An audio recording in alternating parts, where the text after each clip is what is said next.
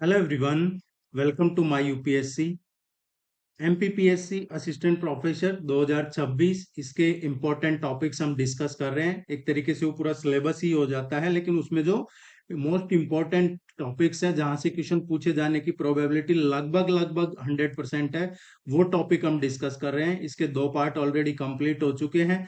आज इसका तीसरा पार्ट हम डिस्कस करेंगे।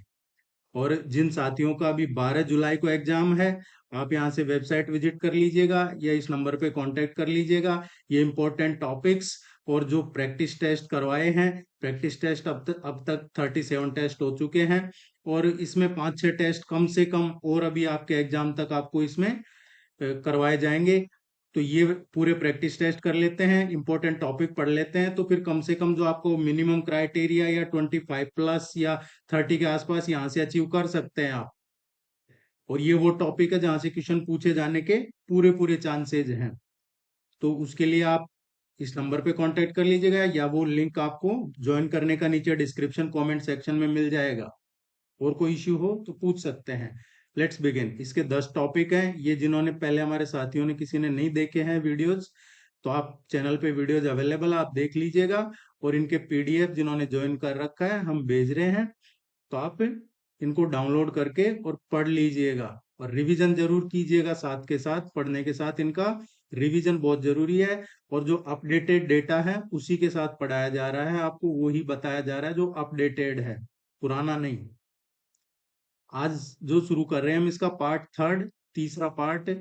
और ये जिन साथियों का भी आगे अगस्त में एग्जाम है, तो उनके तो अभी टाइम है, लगभग पूरा महीना सा ही है 2 अगस्त वालों के लिए तो। और आगे जो तीसरा फेज है उनको तो अभी 2 महीने का टाइम है, इनको 1 महीने का टाइम है लगभग। तो आप अभी पूरा फोकस रखिए प्रैक्टिस टेस्ट और ये टॉपिक साथ में पढ़ते रहिएगा। यहाँ से एक तरीके से इंपॉर्टेंट टॉपिक का भी आपको आइडिया हो जाएगा, आपका सिलेबस भी कवर हो जाएगा और रिवीजन भी हो जाएगा जिन साथियों ने अच्छी प्रिपरेशन कर रखी है। टॉपिक 10 हो चुके हैं। 11वां जो टॉपिक है ये है मध्य प्रदेश में जनजातीय समाज में विवाह, इसके प्रकार एवं क्या प्रथाएं हैं, tribal marriage system in Madhya Pradesh. एक जो अक्सर एग्जाम में पूछा जाता है, लमजेना प्रथा। लमजेना प्रथा है, इसका पूछा जाता है ये क्या होता है। ये देखिए, एक सर्विस मैरिज होती है। लमजेना प्रथा क्या है, ये एक सर्विस मैरिज है। सर्विस मैरिज मतलब सेवा विवाह।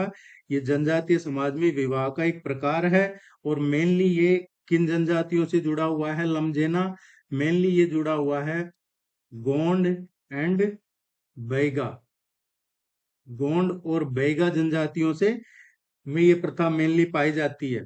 अब इसमें होता क्या है, इसमें जो प्रथा की कार्यप्रणाली, इसमें जब कोई वर मतलब लड़का पक्ष वधु पक्ष को ब्राइड प्राइस चुकाने में असमर्थ होता है, लड़के पक्ष की तरफ से लड़की वाला पक्ष मतलब वधु पक्ष को वधु मूल्य चुकाने में असमर्थ होता है, तो वह ससुराल जाकर अपने ही ससुराल में सास ससुर के घर और खेतों पे सेवा करता है, शारीरिक काम करता है खेतों में।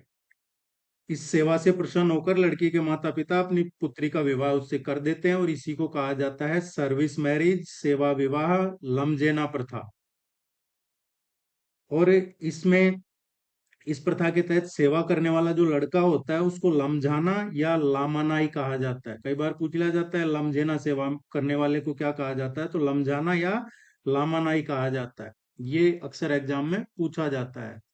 और इस तरह की जो प्रथाएं हैं जो अदर जनजाति में, उनका देखेंगे तो एक होता है दूध लौटाबा। दूध लौटाबा ये मेनली जो जनजाति से संबंधित है, ये गोंड जनजाति से संबंधित है। कौन सी जनजाति से? गोंड जनजाति से। और इसमें होता क्या है, इसमें जो चचेरे, ये ममेरे पुपेरे भाई बहन हैं, उनके बीच होने वाला पारस्परिक विवाह है। और इसमें विवाह के बाद रिश्तों का आदान प्रदान जैसे एक दूध लौटाने के समान किया जाता है। तो इसका इसीलिए नाम रखा है दूध लौटावा, मतलब इसमें रिश्तों का आदान प्रदान होता है ममेरे फुफेरे भाई बहनों के बीच। ये पारस्परिक विवाह होता है। किसी ने इस घर में शादी कर ली है, तो अब इस घर से शादी की है, तो सपोज लड़का इसका है, लड़की इसकी है, अब इनके पास लड़की है तो ये भी इस घर में शादी करें, इस तरीके का होता है ये पारस्परिक विवाह। दूसरा भगोरिया विवाह है। भगोरिया विवाह ये किससे संबंधित है? भील ट्राइब्स, भील जनजाति से संबंधित है भगोरिया विवाह। होली के अवसर पे, होली के टाइम पे ये आयोजित किया जाता है एक मेला, भगोरिया हाट। भगोरिया हाट फेयर का आयोजन होता है, और इसमें जो कैंडिडेट्स हैं, जो मेल फीमेल हैं, युवक युवती हैं, एक दूसरे को गुलाल लगाकर और फिर वो अपना जीवन साथी चुनते हैं और ये विवाह करते हैं भागकर। तो इसको कहा जाता है भगोरिया विवाह, भील ट्राइब्स। घोटुल प्रथा, घोटुल विवाह क्या है? तो ये मेनली जो गोंड है और इसके अलावा एक मूडिया ट्राइब्स है, मूडिया या गोंड ट्राइब्स, इनमें पाई जाती है ये विवाह की प्रथा। ये सारी विवाह की प्रथाएं हैं। जो घोटुल है, घोटुल मतलब एक युवा ग्रह जिसको कहा जाता है, युवा ग्रह, उसकी सांस्कृतिक परंपरा के अंतर्गत सामाजिक स्वीकृति से होने वाला विवाह है घोटुल विवाह। ये एक सामाजिक स्वीकृति से होता है विवाह। एक होता है पठौनी विवाह।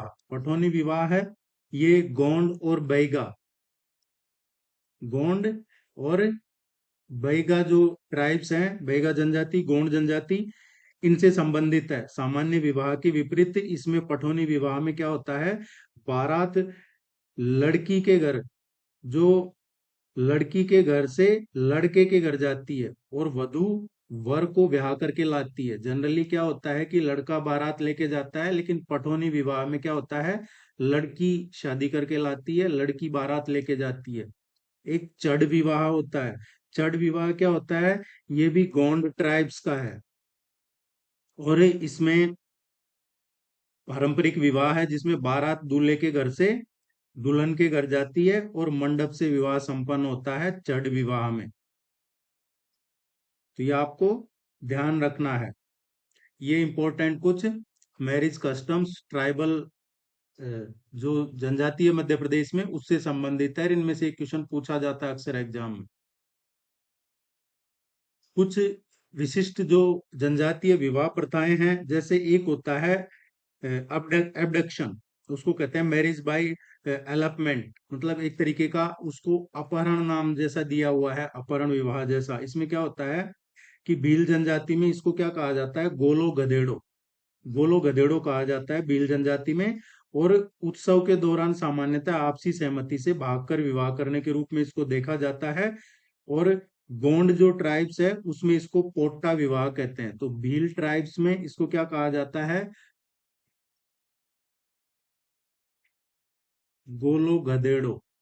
और जो गोंड ट्राइब है उसमें इसको पोट्टा कहा जाता है। पोट्टा किसमें कहा जाता है? गोंड जनजाति में। और ये गोलो गधेड़ो कहा जाता है भील जनजाति में। इसको जो अपहरण विवाह जिसका नाम दिया हुआ है, इसमें क्या होता है? आपसी सहमति से ये जो गोलो गधेड़ो उत्सव के दौरान भाग करके शादी। एक होता है मैरिज बाई इंट्रूजन, ये हठ विवाह होता है। जब कोई युवती किसी युवक से विवाह करने की वो प्रतिज्ञा कर लेती है, प्रतिज्ञा करके जबरन उसके घर जाकर रहने लगती है, तो उसे सामाजिक पंचायत के माध्यम से उसको मान्यता दे दी जाती है। और ये होता है हठ विवाह। और इस भारिया जनजाति में इसको कहते हैं ढुकू विवाह। हठ विवाह को ढुकू विवाह कहा जाता है। ढुकू विवाह ये किसमें कहते हैं? भारिया ट्राइब्स में, भारिया जनजाति में इसको हठ विवाह को ढुकू विवाह कहा जाता है। तो अगर पूछा जाए ढुकू विवाह का संबंध किससे है, तो भारिया जनजाति से। और भीलों में इसको क्या कहा जाता है? भीलों में इसको गिस्सा कहा जाता है, गिस्सा। ये भील ट्राइब्स में कहा जाता है इसको हठ विवाह को। एक होता है विनिमय या अट्टा सट्टा विवाह, एक्सचेंज मैरिज। एक्सचेंज मैरिज में दो परिवार आपस में भाई बहन की शादियां एक दूसरे के घर में करते हैं, जिससे जो वधु मूल्य है उसको देने की जरूरत नहीं पड़ती है। तो ये कुछ विवाह प्रथाएं हैं। नेक्स्ट जो टॉपिक है, कविता और साहित्य से क्रांति की अलग जगाने वाले जो जनजातीय नायक हैं उनके बारे में है। ट्राइबल्स का जो 1857 का जो पहला स्वतंत्रता संग्राम जिसे माना जाता है, इस दौरान मध्य प्रदेश का specially Mahakaushal region, Mahakaushal region कौन सा? जबलपुर क्षेत्र, जबलपुर क्षेत्र महाकौशल रीजन, इसमें हथियारों के साथ साथ देशभक्ति की कविताओं को भी आजादी का एक प्रमुख हथियार बनाया गया था। और इसी साहित्य का यही जो साहित्यिक राष्ट्रवाद था, इससे ही ब्रिटिशर्स डरते थे और ब्रिटिशर्स ने क्रूरतम कदम उठाए थे इसी साहित्यिक राष्ट्रवाद से डर के। अमर शहीद राजा शंकर शाह, ये इनकी बात करें तो इनका जो पृष्ठभूमि ऐतिहासिक है, राजा शंकर शाह ये गोंडवाना साम्राज्य जिसे गढ़मंडला कहा जाता है, गढ़मंडला यहाँ के शासक थे और रानी दुर्गावती के वंशज भी थे ये। और इनका निवास जबलपुर के पास में पुरवा गांव में था। इस इनकी क्या भूमिका थी? तो क्रांति में इनकी जो भूमिका थी, 1857 की क्रांति के समय इन्होंने जबलपुर में जो ब्रिटिश सेना की एक इन्फेंट्री तैनात थी, ब्रिटिश सेना की कौन सी इन्फेंट्री तैनात थी? 52nd 52वीं नेटिव इन्फेंट्री तैनात थी। और उसके सिपाहियों और स्थानीय जनजातीय आबादी को एकजुट कर अंग्रेजों के खिलाफ गुप्त योजना बनाई थी इन्होंने। तो 1857 के विद्रोह के समय इन्होंने जबलपुर में तैनात ब्रिटिश सेना की 52वीं नेटिव इन्फेंट्री के सिपाही और जो लोकल जनजातीय आबादी थी उसको इकट्ठा कर अंग्रेजों के खिलाफ गुप्त योजनाएं बनाने का काम किया था। इनको गिरफ्तारी क्यों किया गया? क्योंकि जबलपुर के उस टाइम पे जो ब्रिटिश डिप्टी कमिश्नर था उस टाइम पीरियड में, वो था ई क्लार्क। ब्रिटिश कमिश्नर कौन था? ई क्लार्क था ब्रिटिश कमिश्नर। और ई क्लार्क ने इनकी जो राजा शंकर शाह थे इनकी गतिविधियों पर नजर रखने के लिए फकीरों के भेष में खुफिया जासूस भेजने शुरू कर दिए थे। और तलाशी के दौरान राजा के पास में उनके द्वारा लिखी गई कई देशभक्ति और वीर रस की कविताएं, कागज के टुकड़े, ये सब बरामद हुए। और इसी से अंग्रेज परेशान थे। और इन्होंने क्या है, इनकी एक कविता थी जिसमें अंग्रेजों को इन्होंने, अत्याचारी अंग्रेजों को इन्होंने मलेच्छ कहा था। और वो मलेच्छ से ही अंग्रेजों ने उसको, उस कविता को ब्रिटिश अदालत ने, जो उस टाइम ब्रिटिशर्स अदालत में थे, उन्होंने उसको सेडिशन माना था, जो राजद्रोह देशद्रोह कहा जाता है, उसका सब प्रमाण माना था उस कविता को, जिसमें ब्रिटिशर्स को मलेच्छ या विदेशी कहा था। और फिर समरी हुई, एक ट्रायल, छोटा सा समरी ट्रायल हुआ, संक्षिप्त में सुनवाई हुई। और उसके बाद राजा शंकर शाह और इनके एक यंग पुत्र थे, एकदम युवा पुत्र कुंवर रघुनाथ शाह, इन दोनों को मृत्युदंड की सजा सुनाई गई इस कविता की वजह से। मुकदमा और फिर मृत्युदंड 18 सितंबर को, 18 सितंबर 1857 को जबलपुर में सार्वजनिक रूप से पब्लिकली पिता और पुत्र दोनों को तोप के मुंह से बांधकर उड़ा दिया गया था। और इसके बाद में अंग्रेज खौफ पैदा करना चाहते थे इस रीजन में, महाकौशल रीजन में, इसीलिए ये किया उन्होंने। लेकिन इनकी शहादत से महाकौशल, दमोह, नरसिंहपुर और रामगढ़ और इसका आसपास का जो क्षेत्र था उसमें ये 1857 की क्रांति और तेज हो गई थी। अदर्स जो हैं, अदर जनजातीय सेनानी, उनका इतिहास देखें तो टाट्या भील है। टाट्या भील, ये भील जनजाति से पश्चिमी निमाड़, कहाँ से था इनका संबंध? वेस्टर्न निमाड़, पश्चिमी निमाड़ क्षेत्र से था इनका संबंध। और अंग्रेजों के सरकारी खजाने लूट कर ये गरीबों में बांटने के कारण इनको रॉबिन हुड भी कहा जाता था। पश्चिमी निमाड़ मतलब जो खरगोन खंडवा।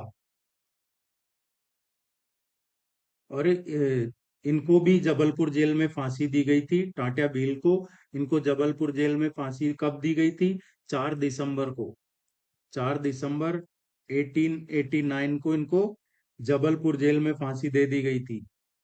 नेक्स्ट जो है ख्वाजा नायक। ख्वाजा नायक, इनका संबंध कहाँ से था? ख्वाजा नायक का संबंध निमाड़ क्षेत्र से ही था, स्पेशली सेंधवा घाट, सेंधवा घाट, वहां से इनका संबंध था, निमाड़ क्षेत्र से। और भील जनजाति से थे ये। टाटा भील भी भील जनजाति से, ख्वाजा नायक भी भील जनजाति से संबंधित थे। और ब्रिटिश सरकार की भील पलटन की नौकरी छोड़ के स्वतंत्रता आंदोलन से जुड़े थे इन्होंने। भीमा नायक के साथ मिलकर सतपुड़ा की पहाड़ियों में ब्रिटिश सेना को काफी नुकसान पहुंचाया था। बादल भोई, बादल भोई का संबंध किससे था? तो बादल भोई है ये गोंड भारिया जनजाति से इनका संबंध था। किससे? गोंड या भारिया, इस जनजाति से इनका संबंध था। छिंदवाड़ा जिले में 1923 में, 1923 में, जब नॉन कोऑपरेशन मूवमेंट चल रहा था, असहयोग आंदोलन। और जो सेंट्रल इंडिया है, मध्य भारत, इस यहाँ इसके यहाँ पे जंगल सत्याग्रह चल रहा था। इसमें हजारों आदिवासियों का इन्होंने नेतृत्व किया था, बादल भोई ने, during the non cooperation movement in 1923। वर्ष 1944 में फिर अंग्रेजों ने इनको जेल में जहर दे के मारा था, बादल भोई को, 1940 में। और इन्हीं के नाम पर छिंदवाड़ा में जो राज्य जनजातीय संग्रहालय है, पहले राज्य जनजातीय संग्रहालय था जिसका नाम बादल भोई संग्रहालय किया था। भीमा नायक, भीमा नायक ये भील जनजाति से थे। मंडलेश्वर, मंडलेश्वर और बड़वानी, मंडलेश्वर बड़वानी इस क्षेत्र से संबंधित थे ये। और इनको निमाड़ का रोबिनहुड कहा जाता था, निमाड़ का रोबिनहुड भीमा नायक। 1857 क्रांति में इन्होंने तात्या टोपे की मदद की थी। और अम्बापानी का युद्ध हुआ था, अम्बापानी के युद्ध के बाद इनको गिरफ्तार करके और जो काला पानी है, अंडमान की सेलुलर जेल, वहां भेज दिया गया था। गंजन सिंह कोरकू, गुंजन सिंह कोरकू है, ये 1930 में जो दांडी मार्च किया था मोहनदास करमचंद गांधी ने, महात्मा गांधी ने, उनके जो सॉल्ट सत्याग्रह था, दांडी मार्च, नमक सत्याग्रह, उससे प्रेरित होकर आदिवासियों के साथ मिलकर इन्होंने घोड़ा डोंगरी में जंगल सत्याग्रह का नेतृत्व किया था। जंगल सत्याग्रह पूछा जाता है अक्सर एग्जाम में, जंगल सत्याग्रह 1930 का, बैतूल में, घोड़ा डोंगरी। जिन साथियों ने शुरू में स्किप किया है, वेबसाइट विजिट कर लीजिएगा। अभी ज्यादा इसका प्राइस, पहले जो रेगुलर प्राइस था उसमें अभी 50% कम भी कर दिया गया है। और ये नंबर है, इस पे मैसेज कर सकते हैं आप व्हाट्सएप पे, या फिर वेबसाइट विजिट कर लीजिएगा, या फिर आपको नीचे डिस्क्रिप्शन में कमेंट सेक्शन में लिंक मिल जाएगा, वहां से भी कोर्स ज्वाइन कर सकते हैं। और अभी 12 जुलाई वाले जो हमारे साथी हैं, इंपॉर्टेंट टॉपिक्स पढ़ लीजिए, और जो प्रैक्टिस टेस्ट है उनका डिटेल सॉल्यूशन का पीडीएफ पढ़ लीजिए। यहाँ से आपको 100% बेनिफिट मिलेगा। और हम पहली बार इसका प्रिपरेशन नहीं करवा रहे हैं, जब से ये एग्जाम में जनरल स्टडीज शुरू हुआ है तब से करवा रहे हैं। उससे पहले जिसमें जनरल स्टडीज था उसका करवाया करते थे। मध्य प्रदेश आर्थिक सर्वेक्षण 25-26, economic survey of Madhya Pradesh, और बजट, यहाँ बजट जो है लेटेस्ट है 26-27 वाला, ये लेटेस्ट है। और इकोनॉमिक सर्वे लेटेस्ट है 25-26। और यहाँ से 100% आपका क्वेश्चन आएगा। प्रति व्यक्ति दूध की उपलब्धता, इकोनॉमिक सर्वे के अकॉर्डिंग देखिए, मध्य प्रदेश का जो आर्थिक सर्वेक्षण है, इसकी बात करें तो राज्य की अर्थव्यवस्था में प्राइमरी सेक्टर है, इसका योगदान काफी मजबूत रहा है। प्राइमरी सेक्टर कौन सा होता है? एग्रीकल्चर एंड अलाइड सेक्टर होता है, उसको प्राइमरी सेक्टर कहा जाता है। कृषि, पशुपालन, डेयरी, इसको प्राइमरी सेक्टर कहते हैं, प्राथमिकी क्षेत्र। और जो चालू मूल्य है, जिसे करंट करंट प्राइस कहा जाता है, इस पे सकल राज्य मूल्यवर्धन जो जीएसवीए है, इसमें इसकी हिस्सेदारी 43% है। किसकी बात कर रहे हैं हम? प्राइमरी सेक्टर की, 43.09%। अब अगर ये टॉपिक देखें तो प्रति व्यक्ति दूध की उपलब्धता as per 25-26 economic survey of Madhya Pradesh, तो ये बढ़ चुकी है, और बढ़ने काफी ज्यादा बढ़ चुकी है। ये प्रति व्यक्ति 707 ग्राम पर डे इस पे पहुंच गई है, 707 ग्राम पर डे इस पे पहुंच गई है प्रति व्यक्ति दूध की औसत उपलब्धता। और उत्पादन में वृद्धि कितनी हुई है? ये तो औसत उपलब्धता है। अब उत्पादन में जो वृद्धि है उसकी अगर हम बात करें तो मध्य प्रदेश का कुल दूध उत्पादन पिछले वर्ष कितना था? पिछले वर्ष की देखेंगे, जो पिछला इकोनॉमिक सर्वे था पिछले, उसमें 213.26 ये लाख टन, 213.26 लाख टन, ये इतना था। अब इस बार कितना हो गया है? अभी कितना बढ़ गया? 5.95% बढ़ चुका है पिछले वार्षिक वर्ष की तुल कंपैरिजन में।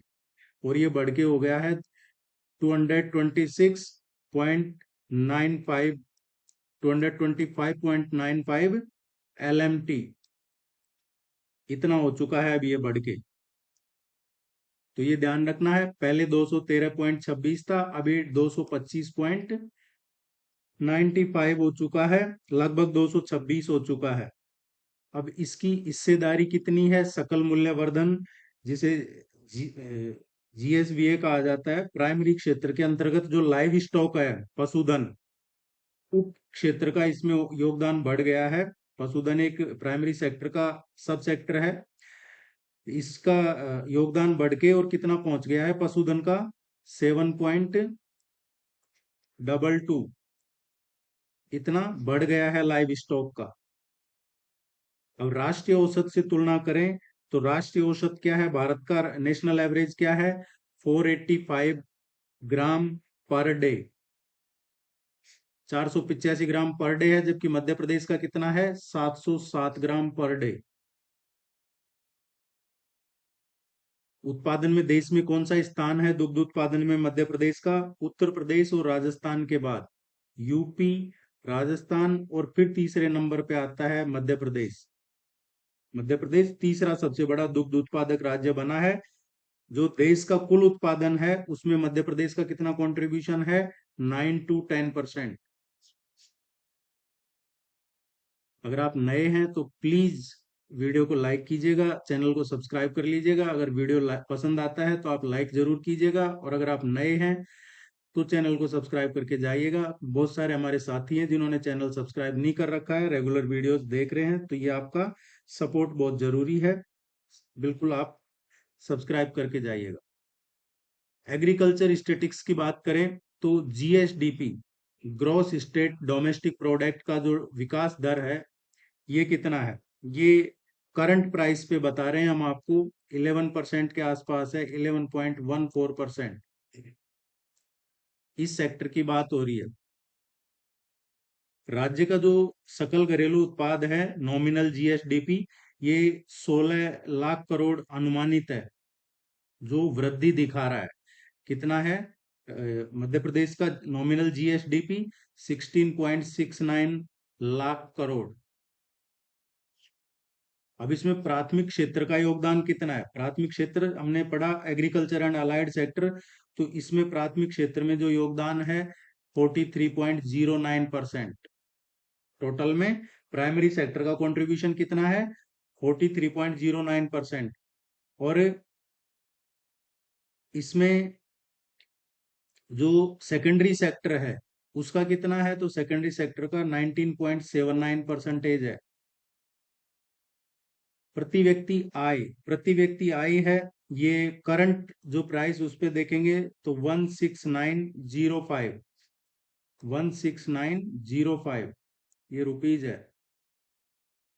प्रचलित कीमतों पे प्रति व्यक्ति आय 1,69,050 है। पहले कितनी थी, पिछले वर्ष कितनी थी ये, 156,381, पहले इतनी थी, तो अभी बढ़ा है ये। कुल दुग्ध उत्पादन जो अभी हमने पढ़ा ऊपर, कुल दुग्ध उत्पादन लगभग 226 लाख मेट्रिक टन।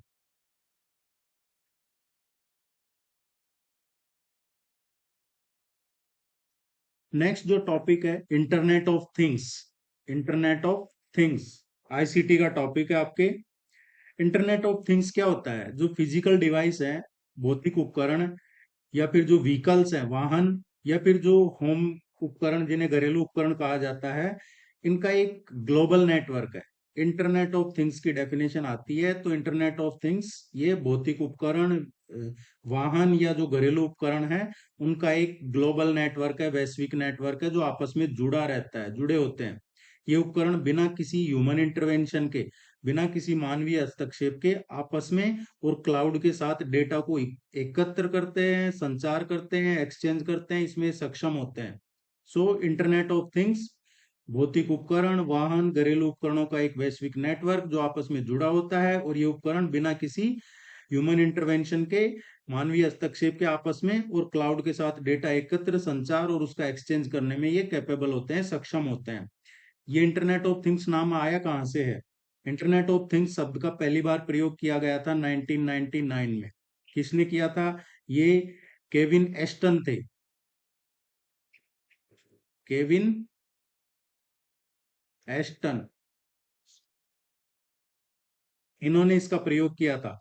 अब इसमें जो इंपॉर्टेंट चीज है आईओटी इसमें लेयर्स होती है। इसमें इंपॉर्टेंट चीज क्या है, लेयर्स होती है, वो समझना है।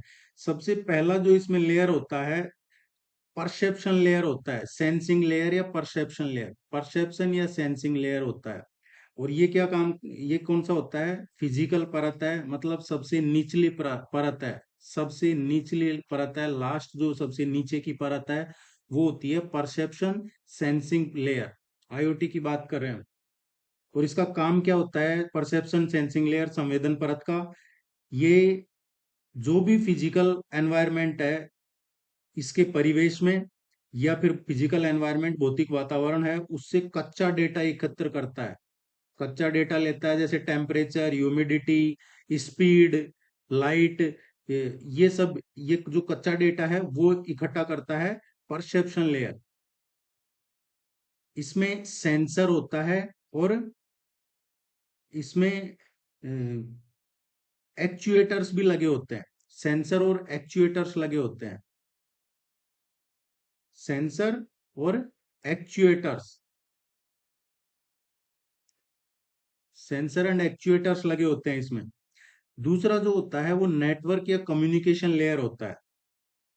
नेटवर्क और कम्युनिकेशन लेयर क्या करता है, सेंसर ने जो ऊपर की ये लास्ट वाली परत है, इसने जो डेटा को एकत्र किया है उसको सुरक्षित रूप से प्रोसेस करता है, प्रोसेसिंग प्लेटफॉर्म या क्लाउड सर्वर तक पहुंचाता है। इसने जो कच्चा डेटा, जो रॉ डेटा लिया है, उस रॉ डेटा को अब ये जो दूसरी लेयर है, नेटवर्क या संचार परत, ये क्या करता है, इसको आगे पहुंचाता है। कहाँ पे, या तो क्लाउड के पास पहुंचाएगा, या इसमें क्लाउड के पास पहुंचाता है, या तो या फिर उसको जो प्रोसेसिंग प्लेटफॉर्म है उसके उसके पास पहुंचाता है। फिर उसके बाद उसकी प्रोसेसिंग शुरू होती है, डेटा प्रोसेसिंग। और इसमें जो सेकंड लेयर है, नेटवर्क कम्युनिकेशन लेयर, इसमें क्या लगे होते हैं, इसमें आता है हमारा internet. Internet is a part of network and communication layer. इसके अलावा जो राउटर्स हैं, गेटवे हैं, ये सभी इसके घटक होते होते हैं। अभी पूछा भी था एग्जाम में, एमपीपीएससी किसी एग्जाम में, कि इसमें से कौन सा नेटवर्क या कम्युनिकेशन लेयर का घटक है या नहीं है, इस तरीके का था। तो इंटरनेट, राउटर्स और gateway, internet, routers and gateway, ये तीनों RIG ध्यान रखना है हमें। Internet, router and gateway, IRG, ये ध्यान रख लेना, ये तीनों इसके पार्ट घटक है। अब इसके बाद में आता है data processing layer. Data processing layer क्या करता है, जो इस डेटा का विश्लेषण करता है। संवेदन परत ने रो डेटा दे दी, इकट्ठा कर लिया। अब उस रो डेटा को इसने क्या किया, आगे बढ़ा दिया। आगे कहाँ बढ़ा दिया, जो प्लेटफॉर्म है जो प्रोसेस करेगा वहां तक पहुंचा दिया। वो ये प्लेटफॉर्म है जो क्लाउड कंप्यूटिंग परत या डेटा प्रोसेसिंग लेयर होती है। ये करता है प्रोसेस, उस कच्चे डेटा का विश्लेषण करता है, उसको फिल्टर करता है, और फिर उसको एक यूजफुल जानकारी में बदलता है। और इसमें इसके घटक कौन से होते हैं, डेटा प्रोसेसिंग या क्लाउड कंप्यूटिंग के घटक होते हैं क्लाउड स्टोरेज, क्लाउड स्टोरेज, या फिर एक जो बिग डेटा होता है, बिग डेटा एनालिटिक्स, और AI। Cloud storage, big data analytics और AI एल्गोरिथम। AI का एल्गोरिथम, ये तीनों इसके घटक होते हैं डेटा प्रोसेसिंग क्लाउड कंप्यूटिंग परत के। और इसके बाद में आता है अनुप्रयोग परत, एप्लीकेशन लेयर। ये चौथी लेयर है इसकी, एप्लीकेशन लेयर। ये वो लेयर है जब हम AI में या फिर IoT में जो बात करते हैं, जो हमसे बात करता है वो ये लेयर है। जिससे यूजर डायरेक्ट इंटरेक्ट करता है, वो लेयर कौन सा है, एप्लीकेशन लेयर होता है, जो सीधा यूजर से इंटरेक्ट करता है। और इसमें क्या आता है, इसमें आता है डैशबोर्ड, इसमें आता है हमारा मोबाइल ऐप, मोबाइल ऐप आता है इसमें हमारा। इसमें आता है हमारा जो वेबसाइट है, वेब इंटरफेस। और इसी के माध्यम से डेटा को ये प्रदर्शित करता है, और उपकरण जो भी चीजें हैं उनको कंट्रोल करता है। जैसे हम कोई चीज इससे पूछते हैं, सपोज AI से आपने कुछ पूछा, तो जो आपको सामने रिजल्ट देता है वो ये लेयर है। लेकिन उससे पहले बहुत कुछ होता है। सबसे पहले रो डेटा कलेक्ट करता है, ये परसेप्शन सेंसिंग लेयर। फिर नेटवर्क कम्युनिकेशन लेयर है, उसको आगे बढ़ाता है और आगे इसमें बढ़ाता है क्लाउड कंप्यूटिंग में, और क्लाउड कंप्यूटिंग उसको प्रोसेस करके यूजफुल जानकारी बनाता है, और फिर ये जो एप्लीकेशन लेयर है ये हमें देता है। और इसमें क्या क्या आता है, dashboard, mobile app, web interface, जो इसके माध्यम से ये डेटा प्रदर्शित करता है। उम्मीद है ये आपके 100% क्लियर हो गया होगा, क्योंकि यहाँ से क्वेश्चन पूछा जाता है। आईओटी के कुछ इंपॉर्टेंट हार्डवेयर और सॉफ्टवेयर इसके कंपोनेंट्स भी है, घटक भी है। किसी भी जो इंटरनेट ऑफ थिंग्स इंस्ट्रूमेंट है, उपकरण है, उसको स्मार्ट बनाने के लिए उसको एक हार्डवेयर और एम्बेडेड सॉफ्टवेयर की जरूरत होती है। कोई भी चीज को, इसको आईओटी अगर उसको स्मार्ट बनाना चाहता है तो उसके लिए उसको हार्डवेयर और एम्बेडेड सॉफ्टवेयर की जरूरत होती है। अब हम एम्बेडेड हार्डवेयर देखें, हार्डवेयर सॉफ्टवेयर में एम्बेडेड हार्डवेयर, तो ये डेटा एकत्र करने वाला उपकरण होता है हार्डवेयर। हार्डवेयर क्या करता है, ये डेटा एकत्र करता है, जैसे तापमान के लिए थर्मोस्टेट, या फिर नहीं, डेटा एकत्र नहीं, डेटा एकत्र करने वाले जो उपकरण हैं वो होते हैं इसमें। जैसे एम्बेडेड हार्डवेयर में क्या आ गया, सेंसर आ गया। सेंसर आ गया, अब सेंसर क्या करेगा, सेंसर करेगा जो डेटा, सेंसर क्या है, डेटा एकत्र करने वाला उपकरण है। जैसे फॉर एग्जांपल हम देख रहे हैं तो गैस को सेंस करना, गैस, या फिर स्पीड के लिए एक्सेलरोमीटर होता है, स्पीड के लिए एक्सेलरोमीटर, टेम्परेचर के लिए थर्मोस्टेट, ये सब ये देखता है। ये उपकरण है सेंसर, इसमें होते हैं, एम्बेडेड हार्डवेयर में आते हैं ये। दूसरा ऊपर जो हमने पढ़ा था, एक्चुएटर्स, एक्चुएटर्स, एक्चुएटर्स जो ऊपर हमने पढ़ा था, ये डिजिटल जो सिग्नल है उसको फिजिकल एक्टिविटी में बदलने वाले उपकरण है। जैसे कि लाइट को ऑन ऑफ करना, लाइट को ऑन ऑफ करना, या फिर कोई स्मार्ट वॉल है, वॉल्व है, उसको खोलना, या फिर कोई मोटर चलाना, ये सब डिजिटल सिग्नल है, उसको फिजिकल एक्टिविटी ये करता है एक्चुएटर, और ये आता है एम्बेडेड हार्डवेयर में।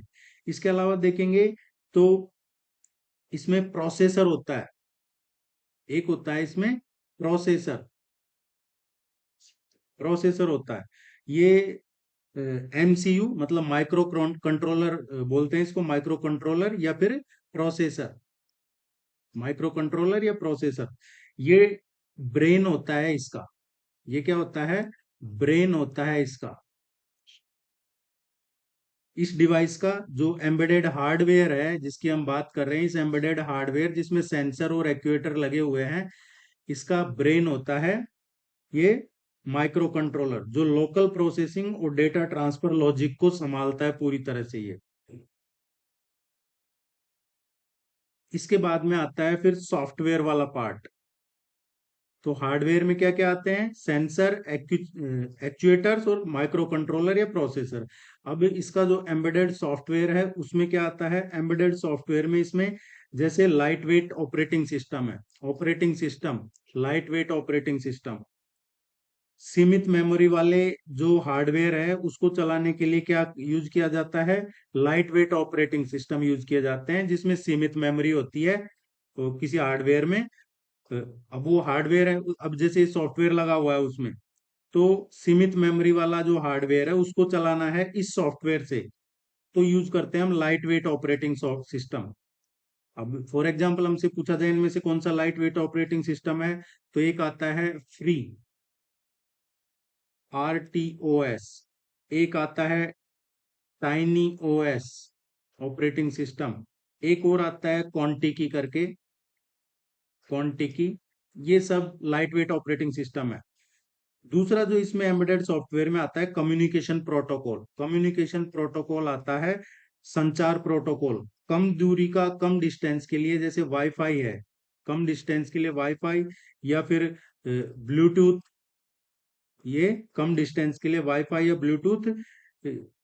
और लंबी डिस्टेंस के लिए, ज्यादा लंबी के दूरी के लिए क्या करते हैं, उसमें यूज किया जाता है, जैसे फॉर एग्जांपल हम क्या यूज करते हैं, वैन यूज करते हैं, लोरा वैन है, ये लॉन्ग डिस्टेंस के लिए यूज लिया जाता है। NB-IoT है एक, लॉन्ग डिस्टेंस के लिए यूज लेते हैं, इसका यूज करते हैं। और डेटा ट्रांसफर और हल्के मैसेजिंग प्रोटोकॉल इसी में होते हैं। डेटा ट्रांसफर और मैसेजिंग प्रोटोकॉल इसी में होते हैं। तो ये एम्बेडेड सॉफ्टवेयर है।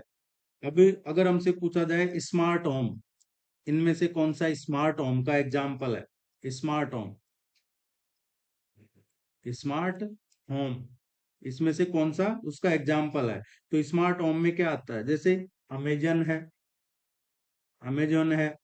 इसके अलावा आप देखेंगे एलेक्सा है, अलेक्सा, या फिर स्मार्ट बल्ब है, स्मार्ट रेफ्रिजरेटर, ये सब स्मार्ट होम की कैटेगरी में। स्मार्ट सिटी में क्या आता है? स्मार्ट सिटी में देखेंगे हम, तो स्मार्ट सिटी में आता है जो ट्रैफिक सिग्नल है, आप देखते हैं वो ऑटोमेटिक ग्रीन और रेड हो जाता है, वो एग्जांपल है, स्मार्ट सिटी में आता है। स्मार्ट वेस्ट मैनेजमेंट, एक इसमें हेल्थ केयर और होता है, जो हार्ट रेट मॉनिटर करता है। स्मार्ट वॉच आ गया, जैसे आपका स्मार्ट वॉच है, वो आता है, ये हेल्थ केयर में आता है। ग्लूकोज मॉनिटरिंग सिस्टम आता है। तो ये सब क्या है, हम क्या पढ़ रहे हैं? ये सब IoT, internet of things. Next जो टॉपिक है, इंदौर रियासत में प्रजामंडल आंदोलन एवं हनुमान सत्याग्रह। इंदौर राज्य प्रजामंडल, देखिए इसकी स्थापना की गई थी 1935 में। इसका उद्देश्य क्या था? होलकर राज्य में जो उत्तरदायी शासन है उसकी स्थापना करना, और नागरिक जो सिटीजन उसमें थे उनके एक डेमोक्रेटिक और नागरिक अधिकारों की रक्षा करना, ये इनका उद्देश्य था इस प्रजामंडल को बनाने के लिए। इनके कुछ इंपॉर्टेंट लीडर्स रहे हैं इस प्रजामंडल के, जिसमें शीर्ष नेताओं में बात करें तो मिश्रीलाल गंगवाल, मिश्रीलाल गंगवाल। इसके अलावा देखेंगे तो कन्हैयालाल खादीवाल, मिश्रीलाल गंगवाल, कन्हैयालाल खादीवाल। और जो अक्सर एग्जाम में पूछा जाता है, नारायण प्रसाद खरे। इनका संबंध किससे है? तो इंदौर रियासत प्रजामंडल एक पुरुषोत्तम विजय, पुरुषोत्तम विजय, ये जरूर नाम ध्यान रखिएगा। एक VS सरवटे और है, VS सरवटे, ये प्रमुख नेता थे, प्रजामंडल के शीर्ष नेताओं में थे ये। पुरुषोत्तम विजय, VS सरवटे, कन्हैयालाल खादीवाल, नारायण प्रसाद खरे और मिश्रीलाल गंगवाल। अब इसमें हनुमान सत्याग्रह की क्या पृष्ठभूमि रही है? हनुमान सत्याग्रह है, देखिए जो मोहनदास करमचंद गांधी ने भारत छोड़ो आंदोलन शुरू किया गया था, महात्मा गांधी ने 8 अगस्त को, 8 अगस्त 1942 को जो शुरू किया था भारत छोड़ो आंदोलन, महात्मा गांधी ने बंबई से, वो इसका एक तात्कालिक कारण था हनुमान सत्याग्रह का। और इसके तुरंत बाद ब्रिटिश सरकार ने इंदौर राज्य प्रशासन, ब्रिटिश सरकार और जो इंदौर राज्य प्रशासन है, इसने दमनकारी नीतियां अपनाई और प्रजामंडल के शीर्ष नेताओं को ग्रुप में अरेस्ट करना शुरू कर दिया, उनको सामूहिक रूप से गिरफ्तार करना शुरू कर दिया था जब इन्होंने ये हनुमान सत्याग्रह शुरू किया। और ये किससे प्रेरित था? भारत छोड़ो आंदोलन जो अगस्त 1942 में हुआ था।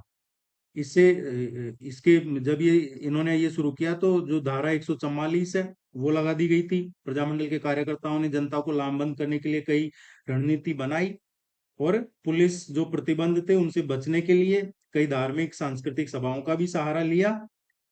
अब इसका मेन सेंटर क्या था? इसका मेन सेंटर था जो इंदौर के व्यवसायिक और राजनीतिक केंद्र था, सराफा बाजार। सराफा बाजार में है ये हनुमान मंदिर, इसीलिए इसको हनुमान सत्याग्रह कहा जाता है।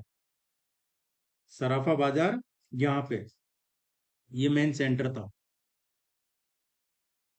अब इसका नेतृत्व और सराफा कांड 6 सितंबर 1942। देखिए इसका जो मेन नेतृत्व था, प्रजामंडल के समर्पित नेता थे, सूत्रधार नेतृत्वकर्ता जिन्हें कहा जाता है, जिन्होंने इस आंदोलन आंदोलन की रूपरेखा तैयार की थी, इसको गति दी थी, वो थे नारायण प्रसाद खरे, नारायण प्रसाद खरे, ये इसके मेन सूत्रधार थे। अब इसमें पुरुषोत्तम विजय की क्या भूमिका थी? युवा क्रांतिकारी थे, वरिष्ठ पत्रकार थे पुरुषोत्तम विजय। इन्होंने सराफा क्षेत्र में मोर्चा संभाला हुआ था और ब्रिटिश हुकूमत को इन्होंने खुली छूट दे रखी थी, और वहां पे ये वंदे मातरम के नारे लगवा लगवा रहे थे इस आंदोलन के टाइम पे। सराफा कांड कैसे हुआ? ये 6 सितंबर 1942 को, 6 सितंबर 1942 को ये सत्याग्रह ये एक शहादत में बदल गया। आंदोलन जो भीड़ जो ब्रिटिशर्स के खिलाफ आंदोलन कर रहे थे उनको तितर बितर करना था। उसके लिए पुलिस ने क्रूरता पूर्वक लाठीचार्ज किया, अंधाधुंध गोलीबारी की, इंदौर का सर्राफा कांड इसके लिए। और यहाँ पे शहादत हुई। जो मोरशली गली है वहां पे एक युवा क्रांतिकारी थे, मगनलाल हीरालाल ओसवाल। मगनलाल हीरालाल ओसवाल ये शहीद हो गए। और अंग्रेजों ने लंबे टाइम तक पुरुषोत्तम विजय और नारायण प्रसाद खरे सहित कई क्रांतिकारियों को घेर के और गिरफ्तार करके रखा है इनको। इसके बाद में आया चिमन बाग कांड। चिमन बाग कांड है ये कब हुआ था? 12 सितंबर 1942 को, सर्राफा कांड के ठीक 6 दिन बाद, 6 दिन बाद ये हुआ था चिमन बाग कांड। और इंदौर में जो मिल में काम करने वाले लेबर थे, श्रमिक थे, इन्होंने एक बड़ा काफी विशाल जुलूस निकाला था और अंग्रेजों ने चिमन बाग चौराहे पे इनको रोक लिया था, जहां पे लाठीचार्ज और गोलीबारी में कई श्रमिक, कई मजदूर घायल हुए, कईयों की जान गई। अब पुरुषोत्तम विजय के का बाद का जो योगदान देखेंगे इसमें, तो स्वतंत्रता के बाद 1946 में, स्वतंत्रता के बाद जो 1947 के बाद में 48 इन्होंने पत्रकार के रूप में काम किया। और इनका एक समाचार पत्र भी आता इंदौर समाचार। उसकी स्थापना किसने की थी? पुरुषोत्तम विजय ने। गोविंद नारायण सिंह है, तो गोविंद नारायण सिंह ये इंदौर प्रजामंडल आंदोलन से जुड़े हुए एक महत्वपूर्ण युवा नेता थे, जो आगे चल के गोविंद नारायण सिंह 1960 के दशक के उर्ध्वार्ध में मध्य प्रदेश के चीफ मिनिस्टर बने थे। गोविंद नारायण सिंह जो इसी आंदोलन से जुड़े हुए थे। तो दोस्तों, साथियों, ये इंपॉर्टेंट टॉपिक्स थे जो आपको बिल्कुल स्किप नहीं करने हैं। और जाते जाते वीडियो को लाइक कीजिएगा, चैनल को सब्सक्राइब कीजिए। और अगर आप सीरियसली प्रिपरेशन कर रहे हैं तो इस नंबर पे कांटेक्ट कर लीजिए, वेबसाइट विजिट कर लीजिएगा। Thank you very much. नमस्कार।